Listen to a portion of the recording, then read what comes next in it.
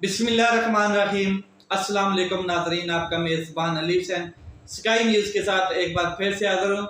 बड़ी अहम तरीन डेवलपमेंट आज के इस व्लॉग में मैं आपको बताऊंगा कि एक कागज़ का टुकड़ा जिसके ऊपर पाकिस्तान का जो फ्यूचर है वो डिसाइड कर दिया गया है।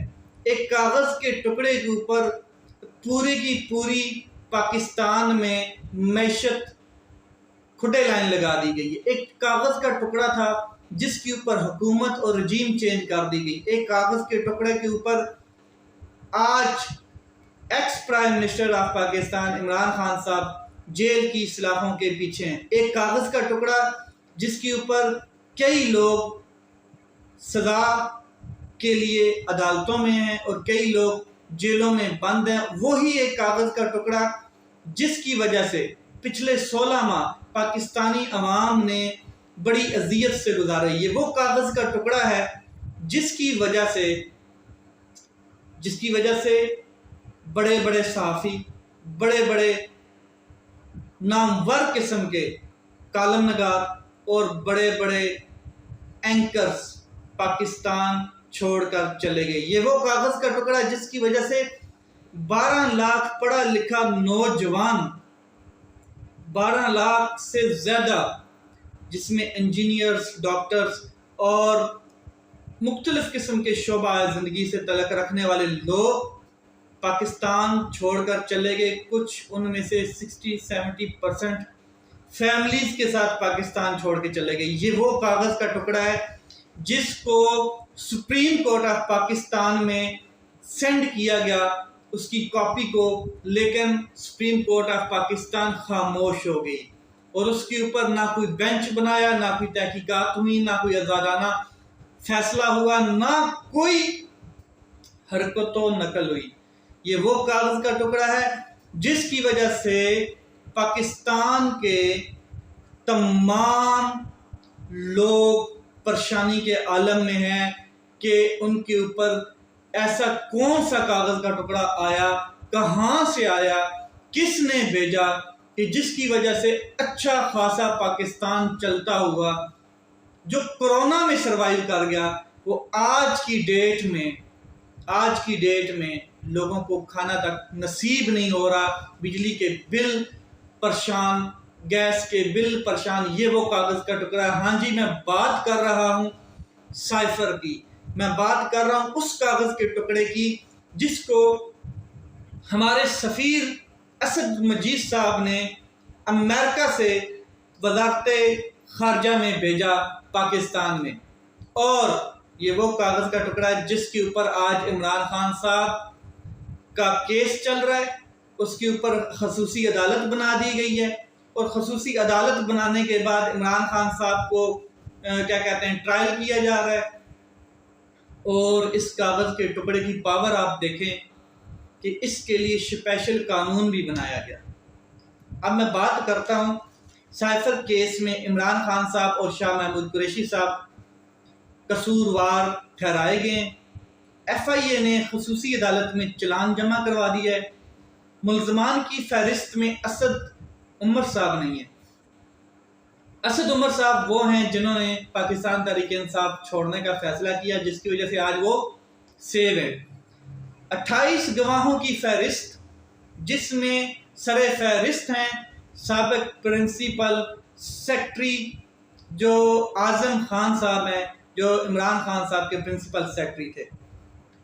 आज़म खान के 161 और 164 के बयान भी साथ लगाए गए हैं और उसके अलावा 27 गवाहों के साथ 161 के बयानात लगाए गए चलान के साथ। ये आज की अदालत में कार्रवाई हुई है। मैं आपको थोड़ी सी और डिटेल्स में लेके जाऊंगा। वो ये है कि सजा सुनाने के लिए पहले तोशाखाना केस था, अब साइफर के लिए मुकम्मल तैयारी कर ली गई है। साइफर केस के ऊपर पहले जज, एडिशनल एंड सेशन जज जो हुमायूं दिलावर साहब थे, अब जज हैं अबू अल हसनात जुल्करनैन हैदर साहब। पहले सजा सुनाई गई 3 साल और नाअहली 5 साल की, अब सजा सुनाई जाएगी 2 साल से 14 साल तक। پہلے جج سزا سنا کر لندن روانہ ہو گیا، اب جج صاحب سزا سنانے کے بعد کہاں روانہ ہوں گے اس کا علم نہیں ہے۔ پہلے کیس بھی جھوٹا اور سزا بھی جھوٹی، جو سسپینڈ ہو جانی چاہیے تھی فوری طور پہ، جس کا قانون اور آئین کہتا ہے کہ اس قسم کی سزا فوری طور پہ سسپینڈ ہوتی ہے، جس کے اوپر عمران خان صاحب کو جیل میں ڈالا گیا، اٹک جیل میں، اور بڑے ٹائم کے بعد پھر اسلام آباد ہائی کورٹ کے عامر فاروق صاحب جو ہیں چیف جسٹس صاحب، انہوں نے سزا سسپینڈ کی۔ اس کے علاوہ پھر اسی جیل کے اندر ہی اس سائفر کا اریسٹ ہو جاتا ہے، اسی سائفر کیس میں عمران خان صاحب کا، اور اب بھی بے بنیاد کیس ہے اور سزا بھی سنائی جائے گی، لیکن اس کو سسپینڈ کرنے کے لیے بڑا ٹائم لگے گا، کیونکہ عمران خان صاحب کو الیکشن سے باہر کرنا ہے۔ اس کے علاوہ مزے کی بات یہاں پر یہ، انٹرسٹنگ بات یہاں پر یہ، اس سائفر کیس کے اوپر ایک قانون بنایا گیا، آفیشیل سیکریٹ ایکٹ، ساتھ میں آرمی ترمیمی ایکٹ بھی بنایا گیا۔ آفیشیل سیکریٹ ایکٹ پارلیمنٹ سے آنن فانن پاس کروایا جاتا ہے، پھر ایوان بالا میں چلا جاتا ہے، ایوان بالا سے بھی آنن فانن پاس ہوتا ہے، اور پھر یہ صدر کے پاس جاتا ہے فائنل سگنیچر کے لیے۔ تو صدر مملکت نے اس کو واپس بھجوا دیا بقول ان کے، جو ان کا ٹویٹ تھا، لیکن یہ جو ان کا عملہ تھا انہوں نے واپس نہیں بھیجا، اور جیسے ہی نگران حکومت آتی ہے تو اس کیس کے اس آفیشیل سیکرٹ ایکٹ قانون کو بنا دیا جاتا ہے، پاس کر دیا جاتا ہے، اور یہ تسلیم کر دیا جاتا ہے کہ یہ قانون بن گیا، اور اس کے اوپر خصوصی عدالت بھی بنا جاتی ہے۔ مزے کی بات یہ ہے کہ اس قانون کا ہی نہیں پتہ کہ ابھی تک یہ بنا ہے یا نہیں بنا ہے، کیونکہ پریزیڈنٹ آف پاکستان اس سے لا تلقی کا اظہار کر چکے ہیں کہ میں نے اس کے اوپر کوئی دستخط نہیں کیے ہیں، لیکن اس قانون کے مطابق ایک خصوصی عدالت بھی تعینات کر دی گئی ہے، اور اس میں ہیئرنگز ہو رہی ہیں، ٹرائل ہو رہا ہے۔ عمران خان صاحب کو سائفر کیس میں اریسٹ کیا ہوا ہے، اور شاہ محمود قریشی صاحب بھی اریسٹڈ ہیں۔ تو اب جو یہ ساری چیزیں آپ کے سامنے ہیں، چند سوالات جو میں ایک عام شہری کے حیثیت سے آپ کے سامنے رکھوں گا۔ سب سے پہلے یہ کہ ہمارے ملک کی بھی کوئی حیثیت ہے یا نہیں ہے کہ باہر سے ایک شخص، باہر سے ایک بیوروکریٹ، امریکہ کا بیوروکریٹ، نارمل بیوروکریٹ، چھوٹے لیول کا بیوروکریٹ، اور ایک دھمکی دیتا ہے، اور وہ دھمکی کو پرائم منسٹر کو دی جا رہی ہے کہ اگر آپ نے عمران خان صاحب کو نہ ہٹایا، حکومت سے نہ نکالا، جو کیا کہتے ہیں عدم اعتماد پیش کی گئی ہے، اس میں اگر عمران خان صاحب کو ڈسکوالیفائی یا ادھر سے حکومت سے نہیں نکالتے تو سنگین نتائج ہوں گے۔ اس ایک دھمکی کے اوپر نہ پریزیڈنٹ نے دھمکی دی، نہ پرائم منسٹر نے دھمکی دی، نہ آرمی چیف امریکن نے دھمکی دی، ایک نارمل بیوروکریٹ، 22ویں 21ویں گریڈ کا بیوروکریٹ دھمکی دیتا ہے، جس کے اوپر پورے پاکستان کے ادارے، طاقتور لوگ، تمام اشرافیہ، سیاستدان اکٹھے ہو کے چلتی ہوئی حکومت کو گرا دیتے ہیں۔ آپ کے سامنے ہوا، کوئی شک نہیں تھا کہ اس میں کوئی دوسری رائے ہی نہیں ہے، بچہ بچہ سمجھتا ہے۔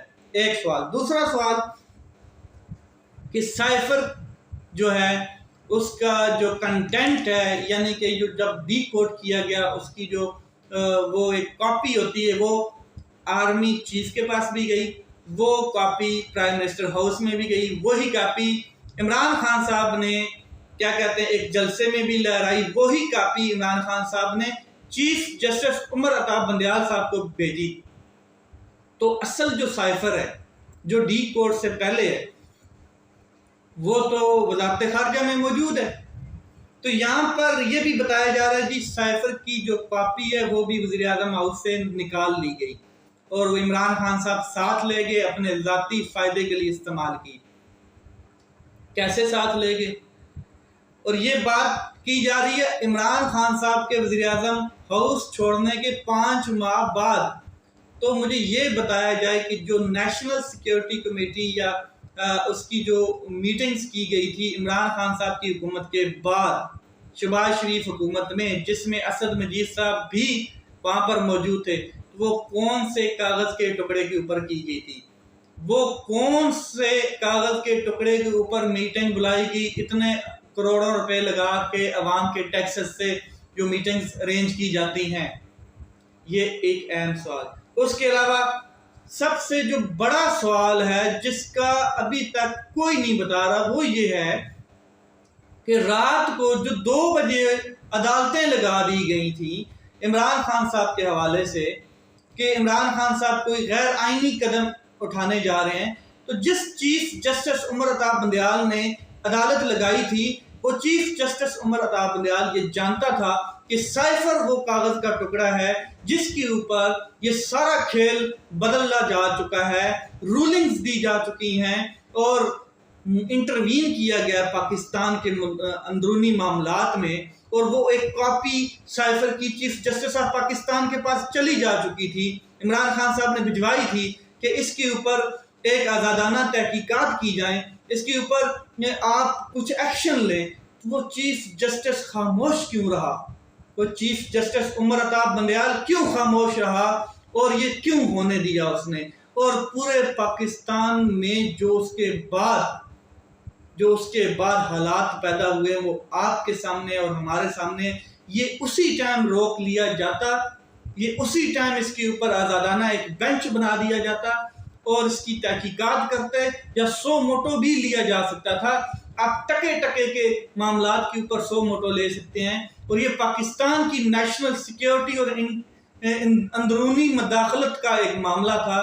اندرونی معاملات میں کسی بیوروکریٹ نے مداخلت کی، کسی امریکن نے مداخلت کی، تو اس کے اوپر آپ نے کوئی ایکشن نہیں لیا۔ یہ بھی میرا ایک سوال ہے۔ یہ چیزیں سارا پاکستانی قوم جانتی ہے، یہ نہیں کہ میں بتا رہا ہوں تو آپ کو پتہ چلے گا، سب آپ جانتے ہیں۔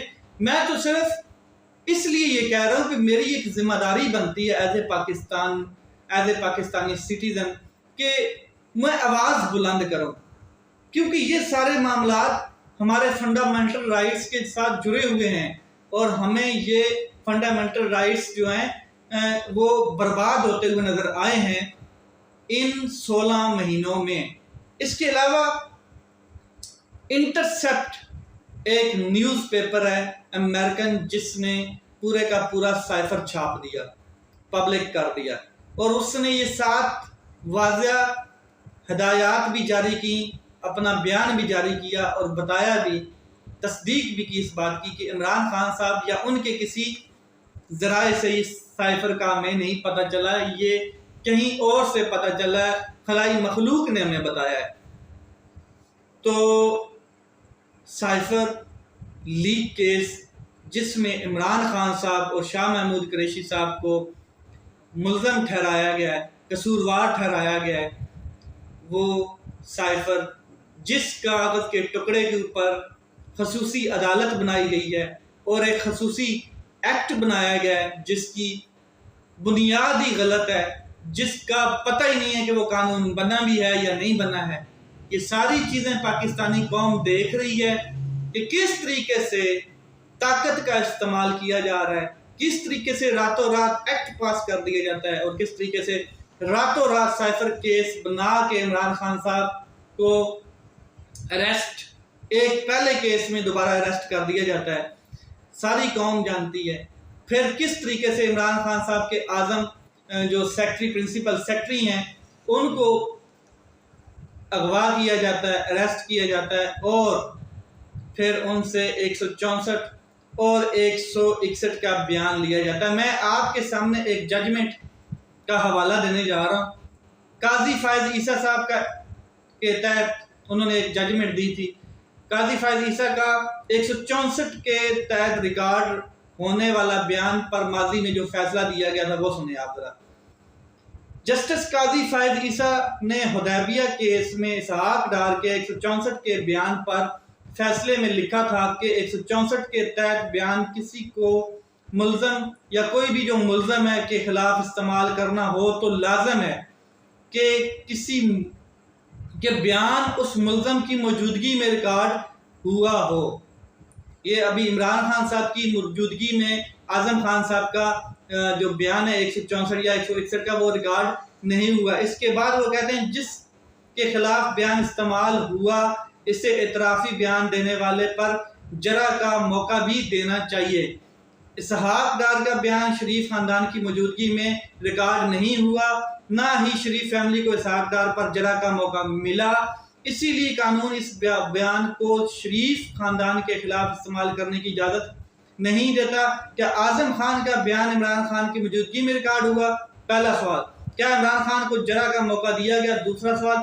क्या ये दोनों काम नहीं हुए तो क्या खुसूसी अदालत सुप्रीम कोर्ट के मुतय्यन करदा असूलों को भुलाकर आज़म खान का 164 का बयान इस्तेमाल करेगी? अहम तरीन ये जजमेंट, इसमें फैसला दिया गया था। ये हुदैबिया केस था जिसमें काजी फायद ईसा साहब ने ये स्टेटमेंट दी थी और ये फैसला दिया था। अब देखना ये है कि इमरान खान साहब के ये किस तरीके से आउट करते हैं, जो इन्होंने आउट करने का पूरा प्लान बना लिया है। इमरान खान साहब तो जेल में रह कर भी इतने मकबूल हैं कि वो किसी तरीके से हार नहीं मान रहे, टूट नहीं रहे हैं। तो इमरान खान साहब को इलेक्शन से बाहर रखने के लिए ये 2 से 14 साल के बीच में कोई ना कोई सलाह सुना दी जाएगी।